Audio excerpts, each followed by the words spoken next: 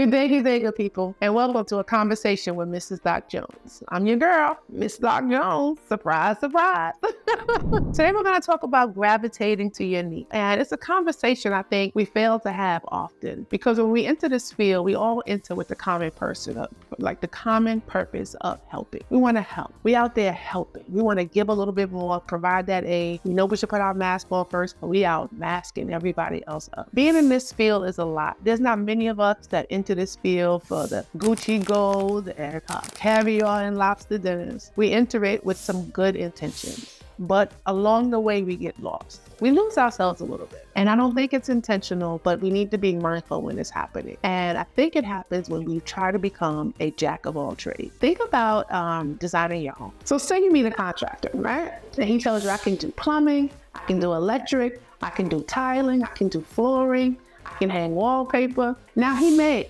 but should he? Should he? And it may go well. It may work itself out. And then a little bit down the road, you're in the shower and you realize, what's that? It's one of them ceramic tile coming loose.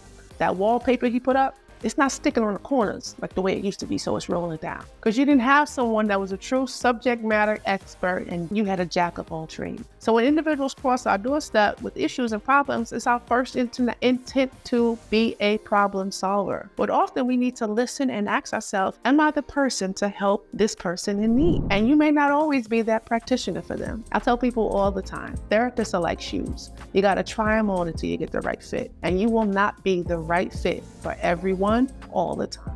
And that is okay. You know why? Because someone you do fit is just up next. So there's got to be three things I want you to consider when you think about your niche in this field. One, the first thing is, I always tell people, start from the inline.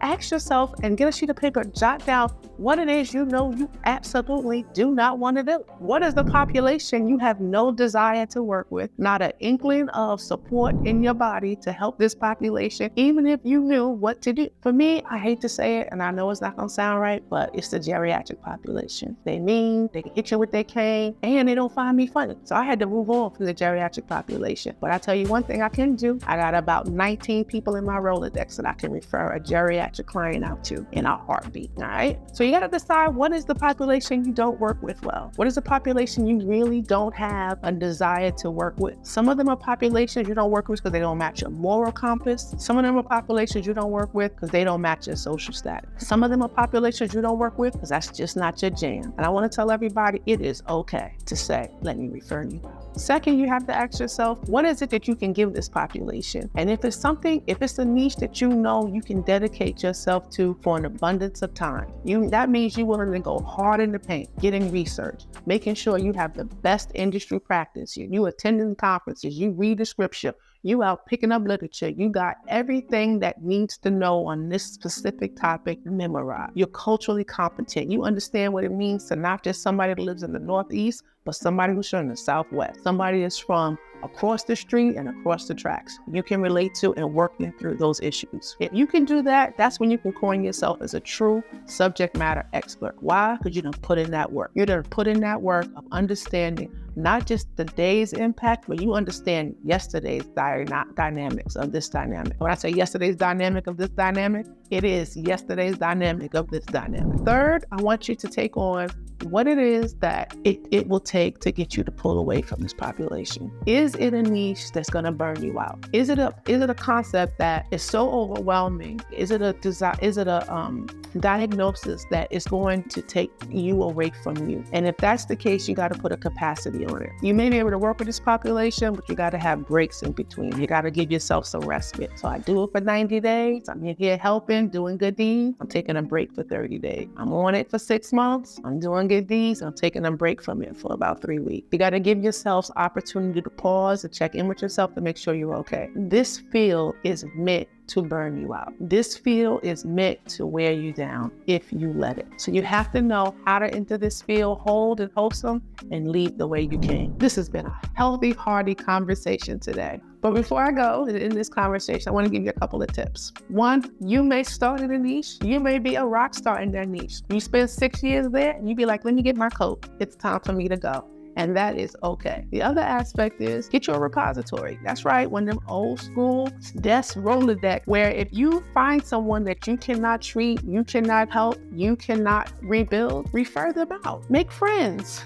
Make friends in this field. Find people within your network that do the work that you meet clients that need, and be okay with giving a referral or a reference to build someone else in your practice who has the capacity and the knowledge base to truly be a subject matter expert. So remember, I love those jam-packed toolkits, but you do not have to be a jack of all trades all the time in this industry. As a matter of fact, it's kind of harmful when you advertise yourself as being just that. So remember, when you think about doing it, think about being in the shower and the tile all crumbling down on you and the wallpaper rolling up and the paint chipping off the walls because you went ahead and tried to be a jack of all trades in your contract vibe. Don't do that to your client, and don't do that to you. All right. This has been a conversation with Miss Doc Jones. See you next time. Good day, people. It's your girl, Mrs. Doc Jones, and I'm coming to send you a special invitation for a seat at our virtual table. Where at, you ask? Of course, it's Clinician Fest 2024 coming at you on May 2nd and May 3rd of this year. We're inviting you to come and feast on some incredible knowledge and talent coming to the table. We have a dynamic lineup set for you, and we're doing it in style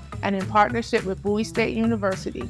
So come on down and join us as we kick off Mental Health Awareness Month in absolute style. All proceeds from this conference, you know where it's going. We're helping those in need by sponsoring their co-pays for mental health and wellness care. So come on and join us May 2nd through 3rd, 2024 at Clinician Fest. See you there.